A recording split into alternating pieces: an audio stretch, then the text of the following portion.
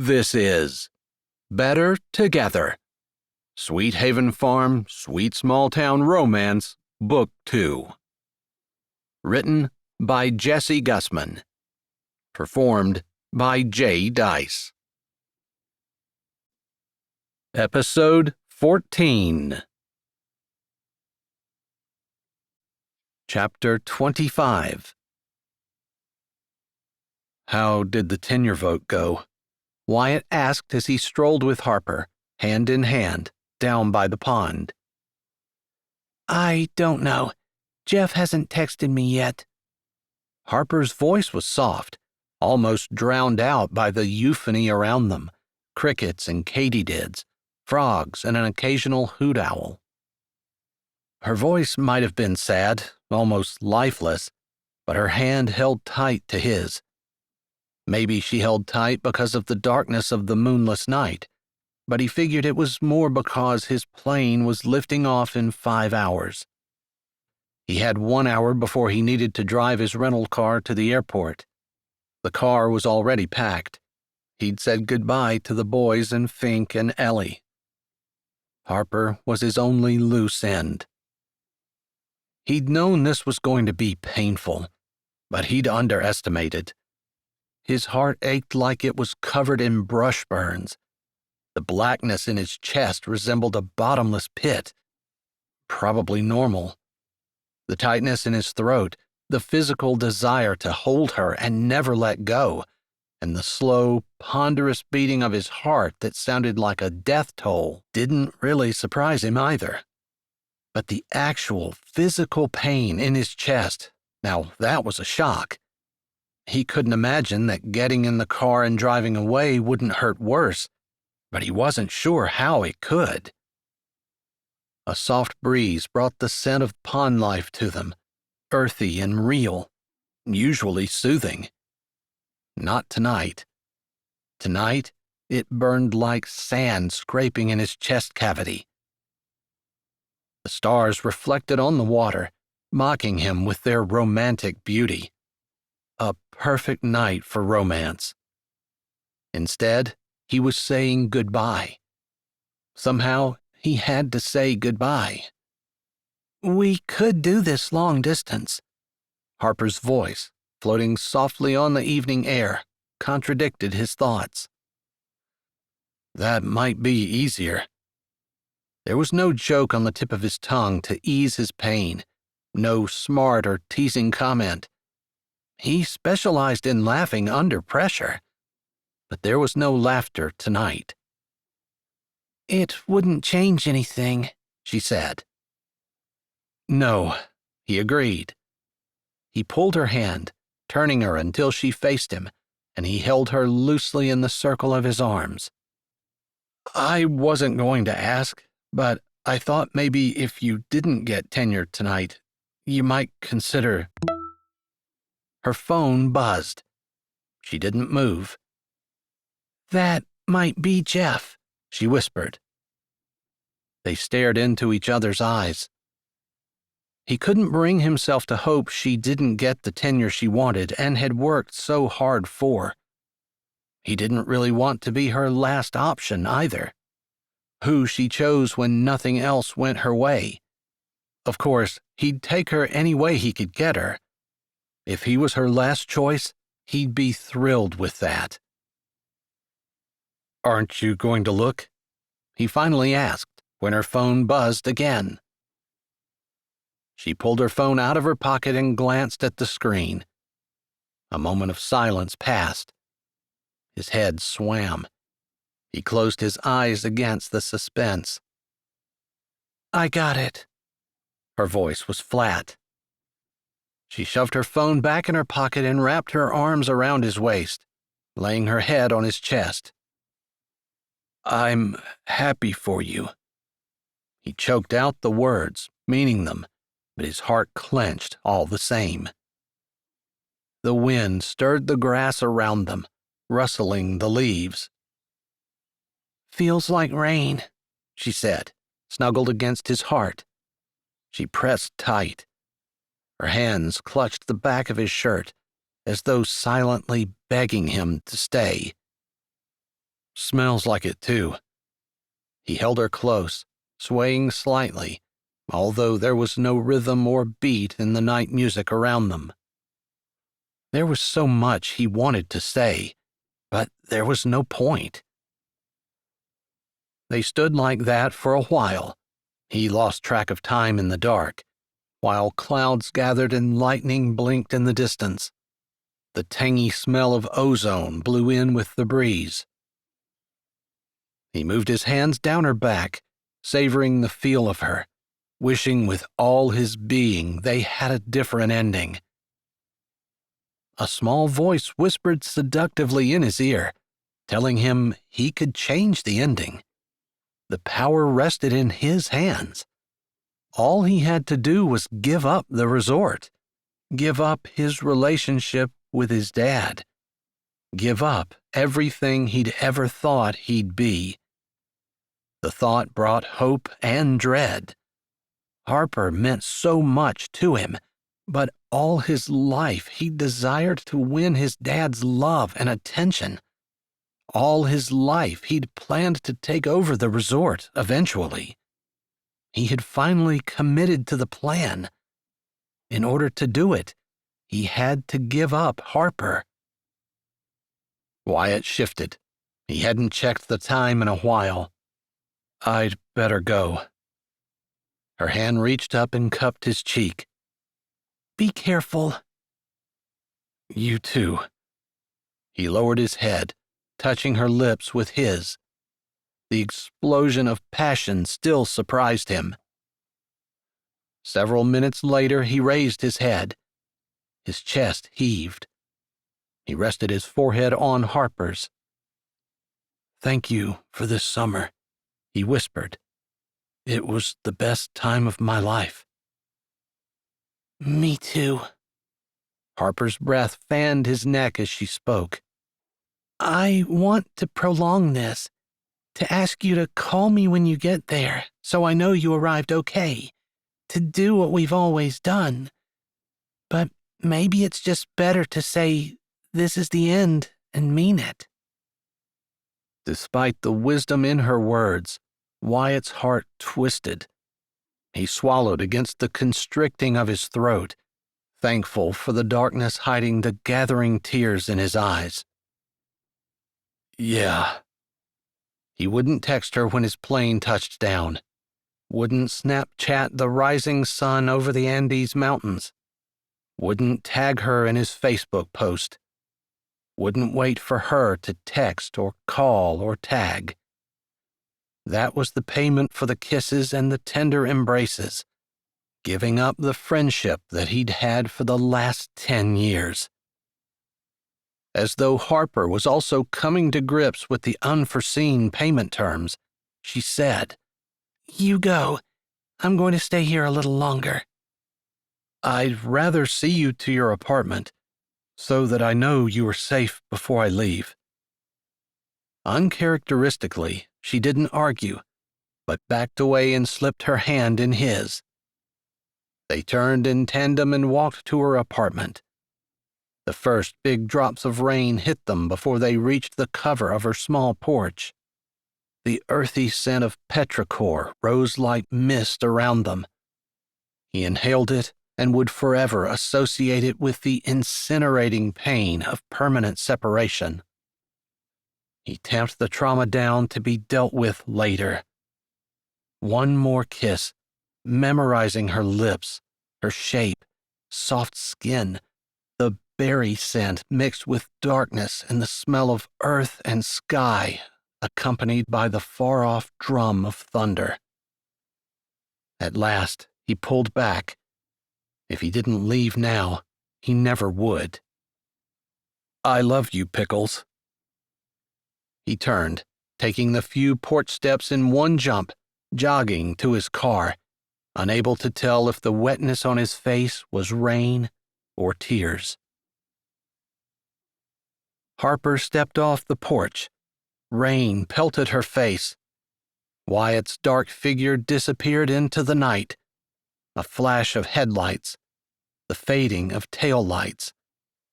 Her heart collapsed in her chest and she slumped to the wet stones, curling down over her knees, holding her stomach with both arms. The anguish of her broken heart ripped out of her mouth in a wail, which the pounding rain immediately enfolded and consumed. He left. The rain hit her back, cold, soaking her shirt, her hair. With her forehead on her knees, she realized she hadn't really believed he would go. She figured at the last minute he'd defy his dad, give up the luxurious life, his sporting friends, his family legacy, break his promise, and declare that she was far more important. Or at the very least, beg her to go with him. If he had asked, she would have given up everything and gone. Just like that. If he'd asked. Especially after those parting words. Words she couldn't even process yet. But he hadn't. She hadn't offered. Harper squeezed her arms tight as lightning flashed. An elongated boom and crack split the air several seconds later. She ignored the display and tried to think past the immediate pain. She tried to remember what her mom had asked, something that had struck a chord with her. Security. She was using the university, tenure, her job, as security. It wasn't really what she wanted, but she had worked for it because it represented security. She examined those words, trying to find the truth in them. She sat up, lifting her face to the rain, allowing it to pour down on her cheeks and closed eyes, feeling the sharp pricks as the large drops hit her face, grounding herself in that little bit of pain. It didn't dull the larger affliction inside, but rather gave her specific points of reference where she could focus.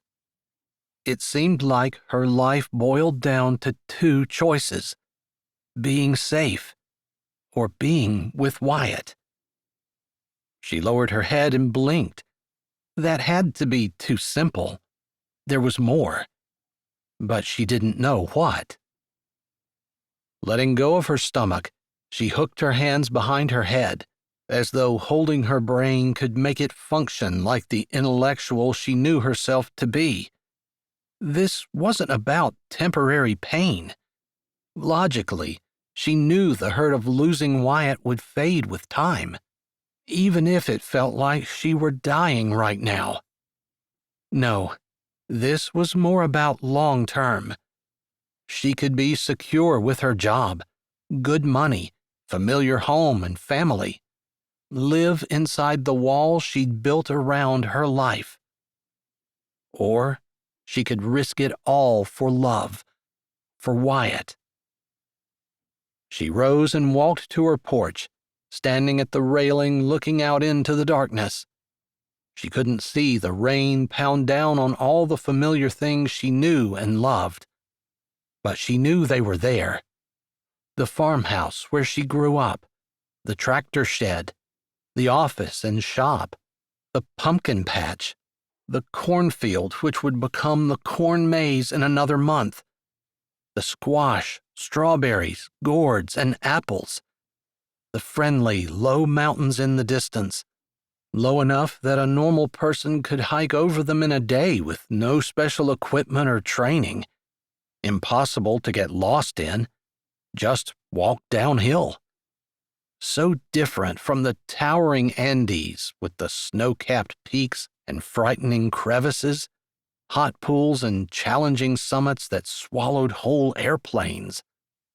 A shiver ran through her. She could have security, or she could have Wyatt.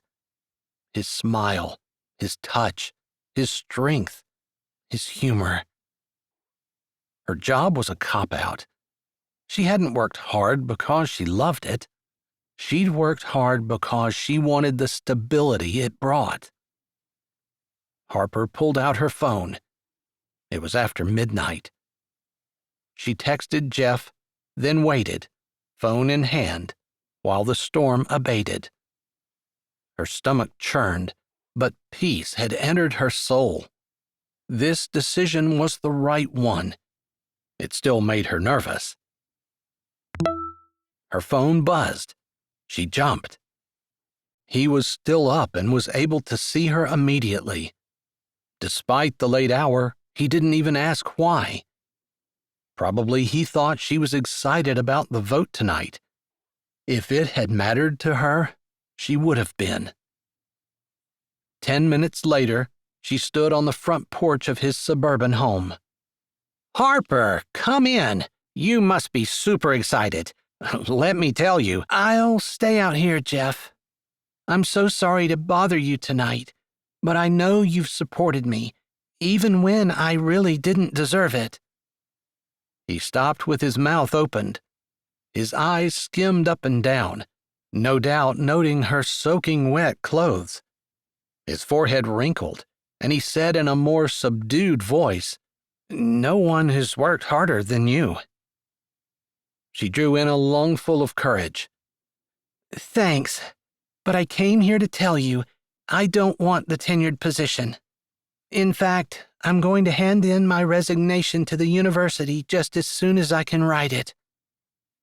Jeff's eyebrows disappeared above his forehead. He reached out to take her arm. "What happened? What's wrong?" She shook her head and pulled her arm away. The university has been my safety net for far too long. She swallowed. The decision had been made, but it still scared her. I've got some things I want to do, an opportunity I need to pursue. Maybe it won't work out. It had to work out. Right now, she was effectively cutting off her backup, leaving herself with just one choice. Maybe I'll hate it, but I know if I don't, I'll always regret it. Jeff scratched his head, then shoved his hands in his pockets like he didn't know what to do with them. He narrowed his eyes. "Someone else has offered you a better research position? You don't know how lucky you are. Funding for these things is scarce and getting scarcer." There was no mistaking the annoyance in his tone. She shook her head. It's not research. I just have something else to do. His face declared his lack of understanding. There was no point in trying to explain something she wasn't even sure she totally understood. I appreciate the opportunity to work with you, she said before she spun and strode off his porch. Maybe at some point she had entertained the idea of a relationship with this man. Now, after experiencing what she had with Wyatt, she knew anything with Jeff would have been only a shadow of what she could have had. Chapter 26. Back at the farm, Harper spent the rest of the night packing. She was tempted to call her mom, and she would, but she was an adult and did not need permission or help. Plus, she was almost sure after their conversation of the other day that her mom wanted her to let go and live a little, as long as that included Wyatt. She zipped up her second suitcase and looked around her bedroom. Most of her books would have to stay. There were piles on her nightstand, piles on her dresser, plus the overflowing bookcases. She couldn't take them all. She might not even want to. She didn't know if they'd live in the lodge or sleep in Wyatt's old room. Since she'd never considered the possibility of leaving everything, the subject had never come up. For now, if Fink and her mom needed the apartment, they would have to put her stuff in storage, or throw it away. It didn't matter. She was leaving this life. She didn't need to be weighed down with extra baggage. That's what she told herself, anyway. Standing in the doorway, She smiled sadly at the memories contained in the little apartment, most of them from this summer. She closed her eyes and took a deep breath. They would make new memories, better memories. Around 5 a.m., she brewed herself a cup of tea and walked down to the pond. Morning mist rose slowly from its surface. The sky glowed orange behind the mountain. She couldn't see the tunnel. It was too far away and hidden by the trees that lined the river, but she thought fondly of her walk through it with Wyatt, despite the snakes and trains. That would be the rest of her life. Crazy adventure, conquering fears and laughing with Wyatt. There was still time to turn back. She didn't hear her mom walk down. Ellie just appeared at her elbow with her own cup of tea. She didn't mince words. I'm leaving, Mom. Ellie slipped an arm around her shoulder. She swallowed and nodded, but remained silent. Harper continued to stare at the pond, tea in hand. I got tenure, by the way. Ellie sighed. I drove to Jeff's last night and told him I didn't want it. I typed my resignation letter, bought my plane ticket, one way, and packed my stuff. Her mom squeezed her waist and leaned her head against Harper's. I hope you're sure about this. Harper's head swiveled to look at her mom. She thought her mom had wanted her to follow her heart. I'm not some little teenager with stars in her eyes. I know. I love this farm. For the most part, I enjoyed my job. She shook her head. But those things are nothing compared to how I feel about him. As long as you're sure. Her mom's lips turned up only a little. The sadness on her mother's face tore at Harper's already battered heart. She nodded. I realized when my phone buzzed last night, and I didn't give a hoot one way or the other whether I got tenure or not, that my thinking had been wrong, that I had been doing what you said, making my decisions based on what was safe, and not on what I truly wanted. And you're done being safe? Harper flexed her jaw. I don't know if I'm done, exactly, but I'm definitely jumping into the unknown with both feet. Ellie put both arms around Harper. I thought maybe Wyatt would choose to stay. He's been talking to Fink about... Her voice trailed off. Working here on the farm? Harper asked. Yeah, basically. Harper tossed her hair back. I'm glad he chose not to. He's great here on the farm, but this isn't what he loves. She sighed. I don't think I've surprised you. Her mom shook her head. No. She looked at the ground. In hindsight, she should have made this decision weeks ago to give the rest of her family time to adjust. But I'm sorry there isn't more time to say goodbye. When does your plane leave? This evening at 5. Her mom gasped softly, then gave a low laugh. That is just like you. Once you know what you want, you don't get distracted looking to the left or right to carry it out. She asked in an almost hesitant voice.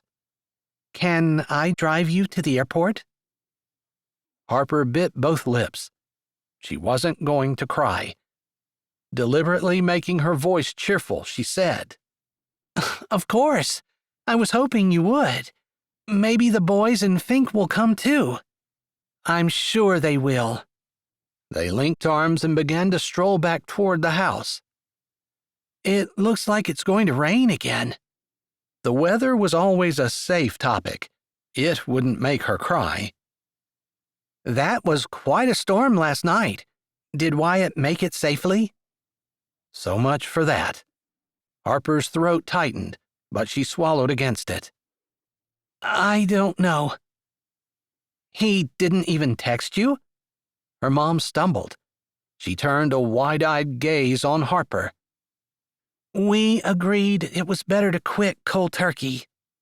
Harper didn't explain anything else they'd talked about. I didn't text him to tell him I'd changed my mind. When are you going to? She shrugged, not wanting to admit she had been dragging her feet. She wanted everything ready. When she talked to Wyatt again, it would be the start of her new life. All she had to do was drop her resignation in the mail. She stopped at her apartment. Her mom hesitated a second. Come on up to the house when you're done. Okay, give me a few. Sure. Ellie kept going towards the house. Harper stepped up on the porch. The clouds had totally obliterated what was left of the sunrise. A brisk breeze ruffled the leaves and Harper shivered. She'd grab a sweatshirt before she headed up to the house. Still, she didn't go inside, but stood at the porch railing, facing the mountain. Chapter 27. Wyatt walked down the path to Harper's apartment. Harper stood on the porch, her hair down, the way he loved it, and it moved with the breeze. The first early rays of morning sun peeked over the mountains, but he barely noticed. He'd almost made it back to his girl. He had one foot on her porch step when he heard her say, "If you work hard and play your cards right, taking my spot on this project." He froze. She would not have given her research position away. His head spun. But she had. Surely she didn't do it for the reason he thought. With the hand on the railing, he stood by the pillar and waited for a break in the conversation. He didn't have to linger long. Harper disconnected within a minute. "Harper?" He pushed her name out through his constricted throat. The corners of his lips tilted. His heart knocked against his ribs and he clenched his hands to keep from grabbing her. She spun. Her hand went to her throat. "Wyatt?" Wrinkles appeared on her forehead. "Did you miss your plane?" "Yeah." His eyes traveled over her, familiar and beloved. To think he'd almost left her. Thankfully not. Warm peace traveled through him. She took a step towards him. "Because of the storm?" "No." She shook her head. "What are you doing here?"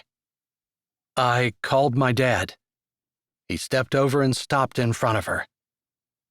"And?" That wasn't important. At least, it wasn't what he had been thinking about since he left last night. Knowing that he was doing it all wrong, that his timing was way off, he still dropped to a knee in front of her and yanked the emerald ring from its chain around his neck. "I was a blasted fool for leaving, but some crazy part of me still thinks you might agree to... Would you marry me?" Heat climbed up his neck. He wiped his sweaty palms on his legs. His heart slammed against his ribs as though trying to get closer to Harper. Her eyes softened and her lips curved up. She went slowly to her knees to be eye level with him. "I will." He grinned and slid the ring on her finger. "Somehow, I think your great-great-grandmother might have approved of me." "Oh, I know she would have," Harper said with full assurance. He grabbed the back of her neck and pulled her forward, kissing her and smiling at the same time. They laughed. He pulled back slightly and sobered. "Did you just give your research position away?" "Yes." She tilted her head. Her eyes twinkled and she lifted a brow. "Why?" "My bags are packed. I bought a ticket. I quit the university. I'm coming to Chile to be with you." He fought to keep himself from grabbing her and squeezing. He couldn't believe she had given up so much for him. That's not what he wanted. After climbing to his feet and giving her a hand up, he wrapped an arm around her shoulders. You didn't have to do that. I know. She cupped his cheeks in both hands. I wanted to. No one made me, so get that sad, concerned expression off your face. It's time I stop working so hard on being secure that I allow the most wonderful man in the world to walk right out of my life. His stomach dipped and shuddered. Seriously? Wow. She nodded. I'm not saying my entire personality has changed. Good. But if I hadn't been so scared of change, there never would have been a controversy. We'd have... Wait. What? He laughed and shook his head. I'm staying here. Fink has been talking to my dad. Years ago, Fink thought that mountain, he jerked his head in the direction she'd been looking earlier, might make a good ski resort in the winter and possibly mountain bike trails in the summer. He applied for a permit, but the process takes years, and he wasn't sure he'd be approved. Plus, they didn't have the money. But what about your dad? His resort, your heritage, your promise? He couldn't resist kissing Harper's nose when she scrunched it up like that. He grabbed her hand and walked over to the edge of the porch where they could see the mountain.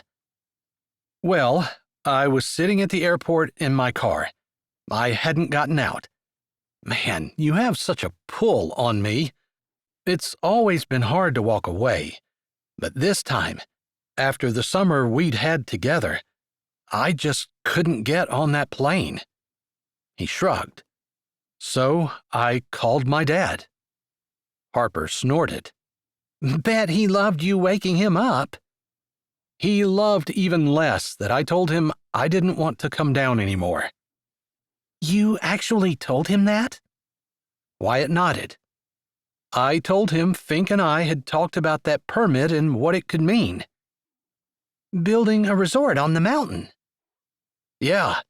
Fink doesn't have a stitch of experience in resorts, and I don't know much about the business aspect. I certainly don't know anything about what it would take to build one, get it off the ground. When Uncle Fink and I talked about it, I thought the idea of staying here and trying was impossible. Harper bit her lip. I don't know anything about it either. But, he grinned at her, sometimes desperation helps a guy come up with solutions to impossible problems. Desperation? He squeezed her hand. I'm desperate to be with you.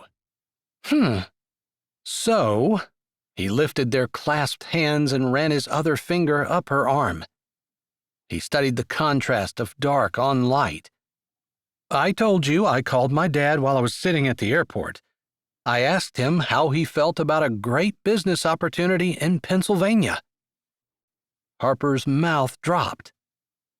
Your dad is so wrapped up in his business, you used that to your advantage. Wyatt lifted his gaze. So, maybe you're not the only one with brains in this relationship.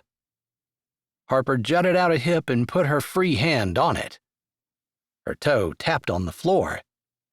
You're brilliant, Wyatt. I don't know why it's so hard for you to admit it. Being smart wasn't as good as being athletic growing up, and I was so awkward when I wasn't on a board or skis. He lifted a shoulder. You just grew too fast. Maybe. Took me a while to grow into myself. He smiled down at her. It took me a while to realize that my dad was never going to appreciate me the way I wanted him to. It didn't matter what I did. He'd always be about the business. One side of Harper's mouth turned down. You've given up? I've stopped caring about that. His gaze turned thoughtful. Fink took me in when Dad wouldn't, and Fink has never stopped believing in me." Harper nodded. He loves you. "I know. Like a son." Yeah. "Anyway, I'm still going down to Chile. If," he emphasized the if you'll go with me. Not to stay, but to spend a few years learning. Just because we have the permit here, there's a bunch of other things to do. We have to draw up plans and have them approved. Wastewater plans, building plans, sewage plans. Wow, sounds daunting. Yeah, but my dad's excited about it. In our conversation last night, Wyatt rubbed the back of his neck. It had been a long night. The worst part had been the idea of never being with Harper again. It was true. Desperation had caused him to think of things he never would have. "I guess it was this morning. Early. Anyway, as long as I'm willing to run it and Fink's willing to provide the ground, he said he'll provide the financial backing. So, after I've spent a few years learning the ropes down there, and as things move along up here, I will eventually come right back here. To stay." Desperation turned you into a genius. "Say it again." You're a genius, Wyatt. A handsome, talented genius. So you're going to be in Chile for "A couple of years." His smile faded. "I thought I'd ask you to wait for me." I'm not waiting. Harper pulled her hand from his and crossed her arms over her chest. His lungs deflated like she'd just shot all the air out of them. His body sagged. "Oh."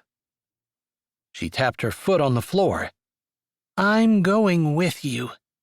People who are into health and fitness are interested in their diet too. I know there's a place for me, and if there isn't, I'll make one. He grabbed her, lifting her and swinging her around. "I'll make one."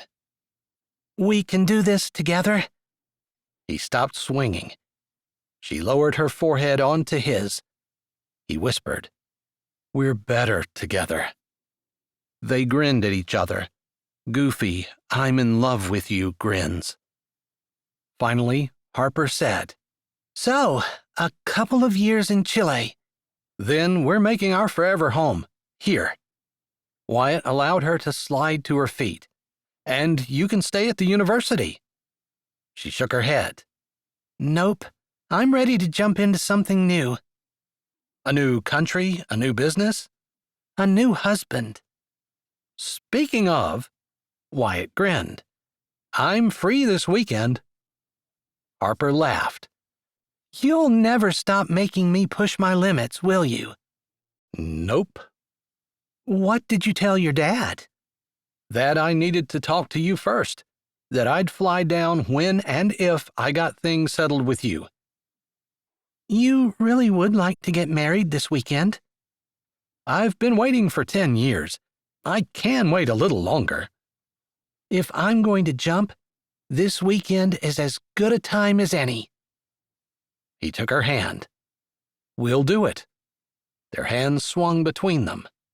Together.